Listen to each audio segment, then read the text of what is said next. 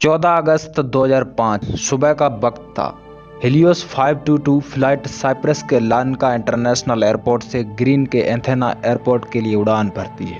ये फ्लाइट सुबह करीब 9:07 पर 115 पैसेंजर और 6 क्रू मेंबर्स के साथ आसमान की ऊंचाइयों पर थी और इसका कंट्रोल सिस्टम 51 वर्षीय जर्मन पायलट हैंस जर्गन मर्टेन के हाथों में था, जिन्हें कुल लगभग 17,000 फ्लाइंग आवर्स का अनुभव था।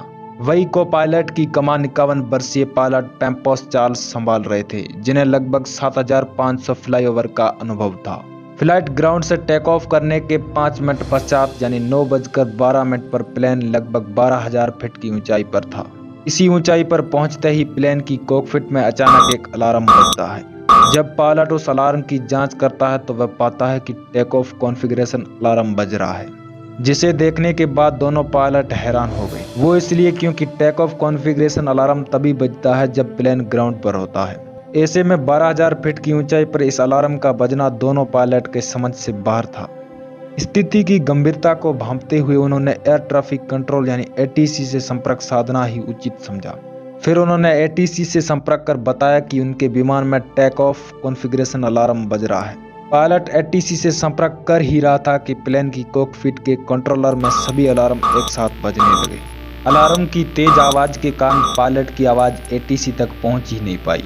साथ ही साथ प्लेन में मास्टर कॉशन अलार्म भी बजने लगा था, जिसका सीधा मतलब था प्लेन में मौजूद कई तकनीक उपकरण ओवरहीट हो चुके थे। दोनों ही पायलट की दिक्कतें अब बढ़ने लगी। दोनों पायलट को समझ नहीं आ रहा था कि अब किया क्या जाए। ये सब देखकर प्लेन में मौजूद पैसेंजरों में अफरा तफरी मचने लगी। क्रू मेंबर लगातार यात्रियों को शांत करने की कोशिश कर रहे थे। सभी पैसेंजर को सांस लेने में कई कठिनाइयों का सामना करना पड़ रहा था। उनके ऑक्सीजन मास्क ऑटोमेटिक नीचे आ गए। दरअसल जब प्लेन में ऑक्सीजन लेवल कम होता तो मास्क स्वतः ही नीचे आ जाते हैं। अब प्लेन लगभग 18,000 फीट की ऊंचाई पर था। पायलट लगातार एटीसी से संपर्क करने की कोशिश में थे और उनकी बात एटीसी तक पहुंच ही नहीं पा रही थी। देखते ही देखते प्लेन का एटीसी से पूरी तरीके से संपर्क टूट गया। उसके बावजूद भी एटीसी लगातार प्लेन को रेडियो सिग्नल भेजकर संपर्क करने की कोशिश कर रहा था। प्लेन अब लगातार ऊंचाई पकड़ रहा था। इस रूट पर प्लेन का फ्लाइट टाइम 1 घंटा 45 मिनट का था, यानी विमान को करीब 10:45 पर ग्रीस के एथेंस एयरबेस पर लैंड करना था। करीब 9:23 पर विमान 34,000 फीट की ऊंचाई पर पहुंच चुका था। इसके बाद 9:35 पर यह विमान एथेंस के फ्लाइट इंफॉर्मेशन सर्कल में दाखिल हो चुका था। 10:12 से 10:50 तक एथेंस का एटीसी सिस्टम रेडियो सिग्नल के जरिए लगातार प्लेन से संपर्क साधने की कोशिश कर रहा था, लेकिन उन्हें जवाब के तौर पर ना ही मिला। अब वही समय आ गया जब हेलियोस 522 प्लेन को 10:45 पर एथेंस एयरबेस पर लैंड करना था, लेकिन एथेंस एटीसी और लार्नका एटीसी के सदस्यों को प्लेन का कोई अता पता नहीं था, सिवाय प्लेन में मौजूद लोगों के। कुछ अनहोनी की आशंका को देखते हुए ग्रीस अधिकारियों ने तुरंत ही अपने 2 F-16 फाइटर जेट को प्लेन के पीछे ढूंढने के लिए उड़ा दिया। अतः F-16 फाइटर जेट ने हेलियोस विमान को ढूंढ लिया। एक फाइटर जेट विमान उड़ते उड़ते हेलियोस विमान के बेहद करीब आ गया था, ये देखने के लिए कि विमान में आखिर चल क्या रहा है। इन्होंने देखा कि मैन पायलट की सीट पर कोई आदमी बैठा हुआ है और को पायलट सिर नीचे किए हुए बेशुद्ध हालत में दिख रहा था। अब फाइटर जेट ने प्लेन के समांतर उड़ान भर के प्लेन में मौजूद पैसेंजरों का जायजा लिया। फाइटर जेट का पायलट ये देखकर हैरान हो गया कि प्लेन के करीब 2 फाइटर जेट उड़ने के बावजूद भी किसी ने खिड़की में बाहर की तरफ मुड़कर नहीं देखा। पैसेंजर की तरफ से उनको कोई रिएक्शन नहीं मिला। तभी 11:49 पर फाइटर जेट के पायलट ने देखा कि एक शख्स केबिन से विमान की कॉकपिट की तरफ बढ़ रहा है। कुछ ही क्षण में ये शख्स प्लेन की पायलट सीट पर बैठा हुआ दिखाई दिया। विमान की पायलट सीट पर बैठे शख्स को फाइटर जेट के पायलट ने अपने हाथ हिलाकर मौजूद हालात का जायजा लेने की कोशिश की। ये शख्स भी बाहर मौजूद फाइटर जेट के पायलट से कुछ मदद की गुहार लगा रहा था, लेकिन वह कुछ बता ही नहीं पा रहा था। 11:50 पर प्लेन के लेफ्ट इंजन ने काम करना बंद कर दिया, जिससे प्लेन बाएं ओर झुककर तेजी से नीचे गिरने लगा। पायलट सीट पर मौजूद वो शख्स लगातार प्लेन को कंट्रोल करने की कोशिश कर रहा था, लेकिन दुर्भाग्यवश वह विमान में कुछ सकारात्मक परिवर्तन नहीं ला पाया। ठीक 12 बजे प्लेन के राइट इंजन ने काम करना बंद कर दिया। लगभग 12:04 पर एथेंस से 40 किलोमीटर दूर प्लेन ग्रेमेटिकल की पहाड़ियों से टकरा गया। क्रैश होते ही इसमें क्रू मेंबर सहित 121 लोगों की मौत हो गई। दोस्तों, जरा उस पल को महसूस कीजिए जब 121 यात्रियों से भरा प्लेन पहाड़ियों से टकरा गया। क्या बीती होगी उन फाइटर जेट के पायलट पर, जिन्होंने लोगों को अपनी आंखों के सामने मरते देखा होगा और वो उनकी जान नहीं बचा सके। अब ग्रीस की इस रहस्यमयी घटना को सभी न्यूज़ों ने आग की तरह फैला दिया और इसकी जांच के लिए रेस्क्यू अभियान चलाया गया और सभी लोगों की डेड बॉडियों को ढूंढकर निकाला गया।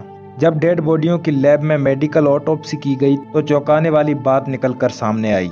ज़्यादातर लोग और पायलट प्लेन के क्रैश होने से पहले ही मर चुके थे।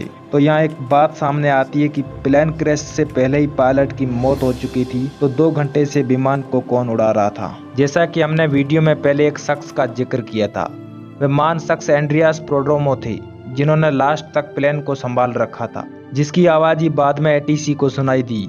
एंड्रियास ने लगभग 5 बार मैडे मैडे कहकर एटीसी से मदद की गुहार लगाई थी।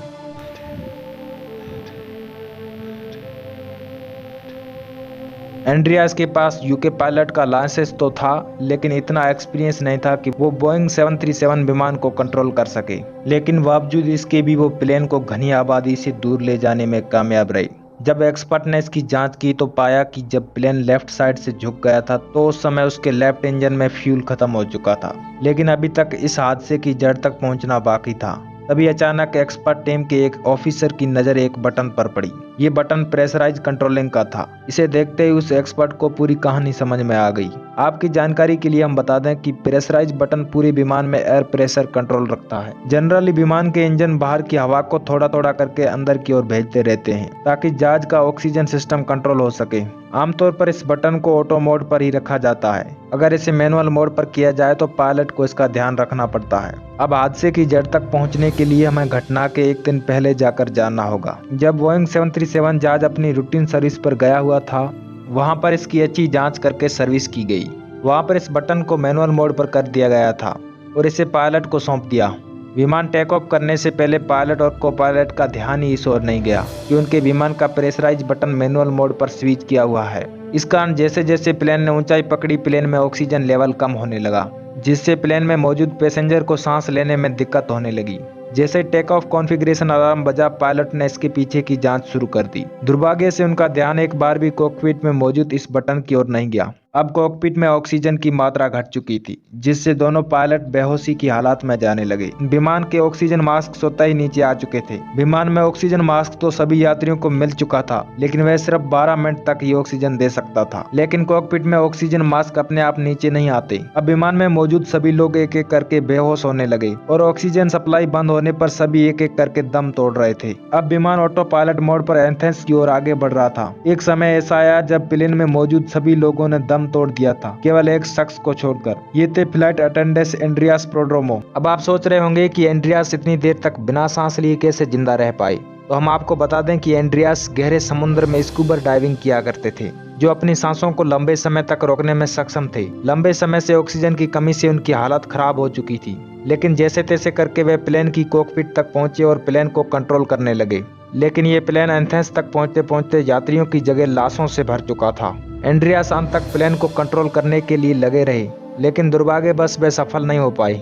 इस घटना के 15 महीने बाद ग्रीस अधिकारियों ने इस घटना की रिपोर्ट पेश की और बताया गया कि इस पूरी की पूरी घटना का जिम्मेदार सिर्फ एक बटन था जो मैनुअल मोड पर किया हुआ था। लेकिन अधिकारियों को नहीं लगता, पर हमारी नज़र में असली दोषी तो उस सर्विस सेंटर के एम्प्लॉय थे जिन्होंने इसे मैनुअल मोड पर रखा था। शायद उन लोगों को इस मैनुअल मोड से वापस ऑटो पर कर देना चाहिए था, या फिर इस बात से पायलट को अवगत कराना चाहिए था। आपकी इस बात पर क्या राय है, कमेंट में जरूर बताएं। हम मिलते हैं एक रहस्यमयी नेक्स्ट वीडियो के साथ। तब तक के लिए धन्यवाद। खुश रहें, मुस्कुराते रहें।